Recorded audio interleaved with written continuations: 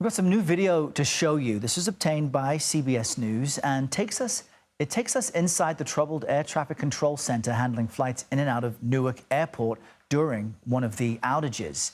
For more on this, let's bring in CBS News senior transportation correspondent Chris Van Cleve. He is joining us from Phoenix's Sky Harbor Airport.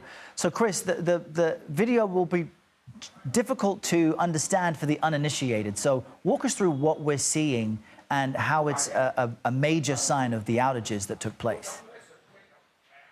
Sure. Now, this was April 9th. That's Friday. It was about 4 in the morning when there was a 90-second outage. And what you're seeing in this video, you're seeing screens that are blacked out. Those are screens that the air traffic controllers rely on to be able to track the airplanes in the air. Now, fortunately, this outage was a particularly slow time of day around Newark Airport, but it gives you a sense for the communications challenges controllers were experiencing back on April 28th when the same kind of outage happened in the middle of the day when the skies were much fuller there and led to several air traffic controllers taking trauma leave. The video clip also shows a moment when many of the screens come back to life, and you can see there's like a grid formation on those screens. They use that to help track the airplanes in the air. So it really takes you into this TRACON facility and helps you understand why controllers essentially were unable to track the aircraft because their screens were quite literally black.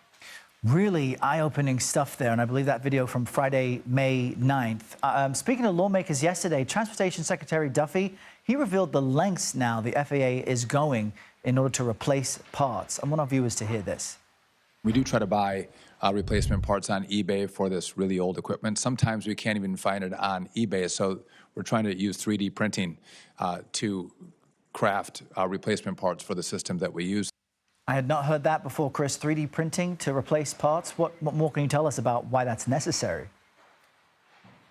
Yeah, much of the air traffic control system is sort of still in its floppy disk era, so it is very old.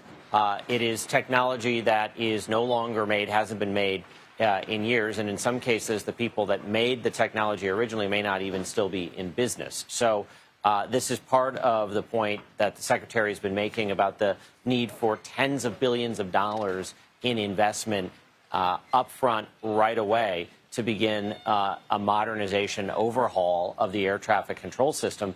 And he has said to lawmakers, look, this is not going to be easy. It's hard, and that's why it's not gotten done. It's not something that's going to get fixed in a year or two.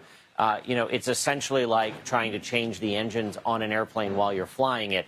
It is a difficult task, and that assumes he can get Congress to authorize this money in the middle of all of the budget negotiations that Nicole was just talking about. It is a heavy lift in every way imaginable, and to try to get it done on the timeline the Secretary has talked about in as little as 4 years would be a monumental achievement in efficiency for a government project.